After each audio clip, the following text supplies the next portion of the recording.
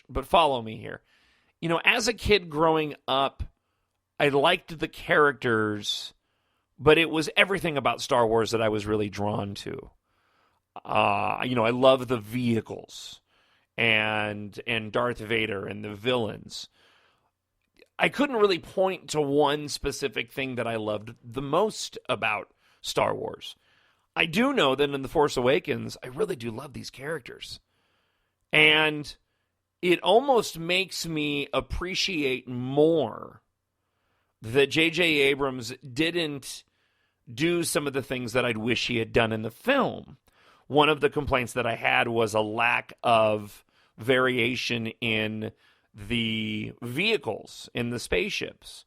Going over the last two podcasts, my favorite vehicles from the prequel trilogy and the original trilogy, I zeroed in on The Force Awakens, saying that all we saw were X-Wings for the Resistance, and then that one Resistance transport that I thought was incredibly boring. Really liked the variations on the TIE fighters. But, comparatively speaking to, say, Return of the Jedi, there wasn't much, variety in terms of spaceships. But I'm okay with that because, not that that would have taken away from anything, but the characters were so rich and great that that's what I zeroed in on this movie more. If that makes sense. This was the first time in a long time, because I saw the original trilogy when I was a kid, the prequel trilogy as an adult, but those characters we kind of had already met, and that's one of the weaknesses of the prequel trilogy, is that you don't really feel as much a connection to those characters just because of George Lucas's directing style. Padme probably more than anything. Revenge of the Sith certainly brought me to tears the first time I saw it, and some of the moments in there with Hayden Christensen as Anakin Skywalker really got to me, and that relationship there was best in that movie. But the rest of the characters, none of them reached out to me with the same sort of impact that the characters did in The Force Awakens, especially Rey. I really hope that, and based off of what I've seen from his other movies, I don't see any reason why this would be the case. But I really do hope that Rian Johnson is able to keep that same Rey that we saw in The Force Awakens and expand on her and even give her more depth than she already has, because she's one of my favorite characters of the Star Wars universe now. I just find her character incredibly interesting, along with Finn and Poe Dameron and Kylo Ren. And I'm okay with moving forward, and I'm okay with leaving the other members behind. Of course, we've lost Han now. Spoiler alert. But there was, and this brings me to the thing I wanted to mention, and then I want to talk about the big thing that happened this week, and I'll probably end up taking up the rest of the podcast doing this. But there was a new Star Wars Lego show. It's really short. It's only about 6.5 minutes. It's available up, I believe, if you go online, if you have DirecTV, you can probably pull it off of Disney XD. You can watch it online. It's on YouTube. But it is a Lego cartoon based on the Force Awakens, right before the Force Awakens. So I don't think it's canon, but it's called Star Wars Lego The Resistance Rises. And the first one that we watched is just a quick story of Admiral Akbar having been taken prisoner on one of the First Order Star Destroyers. Poe Dameron in a First Order troop transport goes and tries to break him out, and then they come in contact with Kylo Ren towards the end, and Captain Phasma is in it. This cartoon really got me excited because it was the first The Force Awakens spinoff that we'd seen, and even though it was Lego, which is fun, it really made me realize even more than I already had how much I already love this universe and what we're seeing. It was like, oh man, that's cool. I've been enjoying some of the comic books, and I've been enjoying some of the other Disney cartoons. We have a couple other, Rebels and things like that. We have a couple other Lego shows coming out. The Freemaker series, which is a standalone series that takes place between Empire and Jedi. not necessarily canon, but nothing that would affect them. It's canon, but nothing that would affect the movies. And they put a trailer out for that. It's also available on YouTube. Looks really interesting, being Lego. But this was the first in the Force Awakens era that we saw, and watching these little Lego figures, I'm sitting back going, oh, that's cool. We're seeing our friends again. You know, even though it's Lego, I was like, hey, this is cool. These are the continuing adventures of this group, or the before adventures of this group, because I believe that these tales are supposed to take place right before The Force Awakens took place. So again, it just made me realize what a great job JJ and Lawrence Kasdan and Kathleen Kennedy all did in giving us these new characters, having it wholly feel like it's sitting in the Star Wars universe, and yet expanding on it. I mean, they just absolutely nailed it. It goes without saying. This feels and is Star Wars, even though we have a brand new set of characters. And to think about what a daunting task that must have been, and how it took fans to do that. Because for all the other, apart from the expanded universe, but if we're talking about films, when you look at the other movies, you know, you have the original trilogy and the prequel trilogy, and the prequel trilogy was giving you many characters that we just saw being younger, while throwing a few new ones into the mix, but you knew where you were going. To present this brand new cast, and to do it in such a way that it actually works, and that you actually care about them. I mean, they had such a difficult task ahead of them, and could have it was a much easier thing to screw up than it was to get right. And they absolutely got it right. And again, this commentary that I'm giving you right now was all spawned off this one picture. I just went, wow. It evoked so much, seeing the Millennium Falcon with the sun behind it on the desert of Jakku, and seeing our characters again. And it's just a very simple, no action. They're just sort of standing posed photo. And yet you're like, whoa, that's really, really awesome. Okay, before I get to the thing that happened this week, and that, which again is probably going to take up the rest of the podcast, there was some artwork that was seen. We haven't seen a photo of it yet, but there was some artwork that was seen for packaging for Rogue One.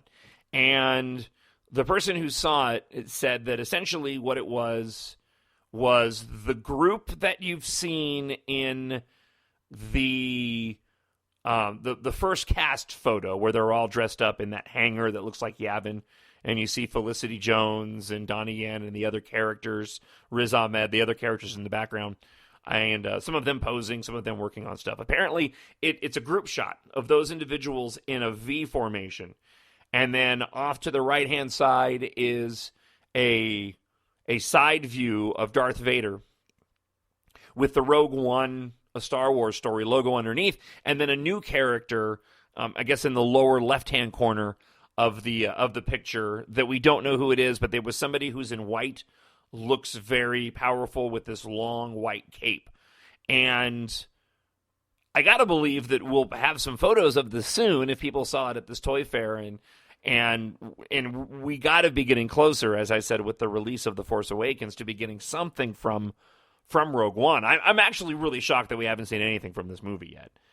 And maybe, with this obviously being the intention, it's a really smart move, because, again, the expectation level for those of us that know this movie is coming out is getting to be really, really high. I mean, I'm sitting back going, man, what are we going to see? And if they've done a good job, then the anticipation is going to make that payoff all that much better. And I'm really, really jazzed about it. And again, I just keep hoping that we get something soon, because we already have episode 8 footage before we've seen anything out of Rogue One. And this is what I wanted to focus on in this week's podcast. There has been an awakening. Have you felt it? So earlier this week, Disney, Rian Johnson, put out this announcement teaser video. And basically it starts off, it's really short, you can go and find it online, But you can, it starts off with this shot of the camera, this camera shot zooming. I'm sorry, something just popped up on my screen real quick. I need to get my eyes off of it.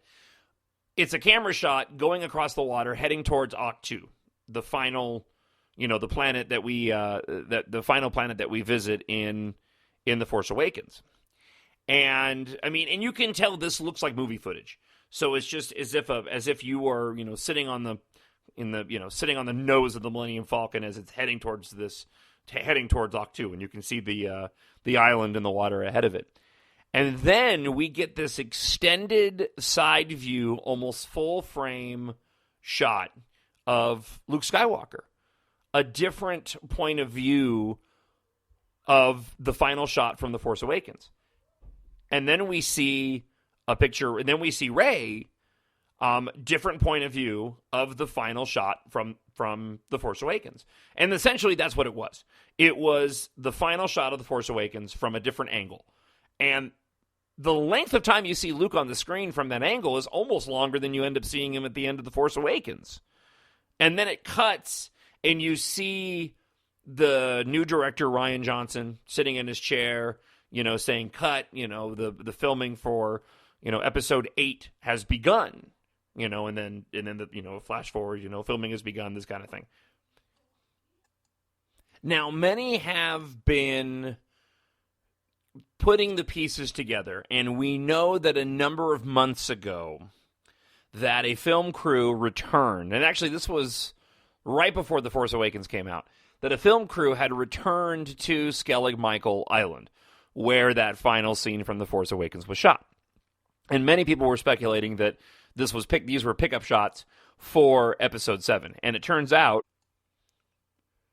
that it was actually for Episode 8. And so the release video that we saw of the final shot of The Force Awakens from a different angle was shot for Episode 8, and it was shot several months ago. Now, Pablo Hidalgo, who is part of the story group, and he tweets a lot, actually sent a tweet out confirming that indeed the footage from the production announcement video was from Episode 8 and not Episode 7. All right, so where does that leave us? What does this mean? Rian Johnson filmed the final scene from Episode 7 for Episode 8 from a different angle. Now, the obvious jump to conclusion here is that Episode 7 is going to do something that none of the other Star Wars films have done, and that is start where the last movie ended. Now, many people are getting frustrated by this, and they don't quite believe it, and they think maybe that'll happen, and maybe we'll flash forward 6 months. That's a possibility. I've actually heard people argue that, well, they can't possibly go and start after, can't pick up right when Episode 7 left off, because what would you put in the opening crawl? It would just be redundant. And I said, well, no. Personally, I think that you could absolutely still do an opening crawl, less about Luke and Rey and retelling The Force Awakens and maybe zeroing in on what happened to the First Order. I mean, you could, Star Wars Episode 8's, Rise of a Stronger Force. I don't know, whatever. The First Order Strikes Back. And the opening crawl could be like, after the destruction of Starkiller Base and the discovery of the map leading to Luke Skywalker, newly finding her way in the Force, Rey has arrived on Octu in an attempt to bring Luke Skywalker into the fight. In the meantime, General Hux has gathered up Kylo Ren, and it has taken him to the mobile transport or wherever where Supreme Leader Snoke is. And I mean, you could easily fill in the blanks, even though nothing happened. Here's my argument. You almost have to pick up Episode 7 or Episode 8 where Episode 7 left off. How do you skip forward with that? That moment between Rey and Luke, I mean, it worked. I mean, and for all intents and purposes, it shouldn't have. So many people going into The Force Awakens when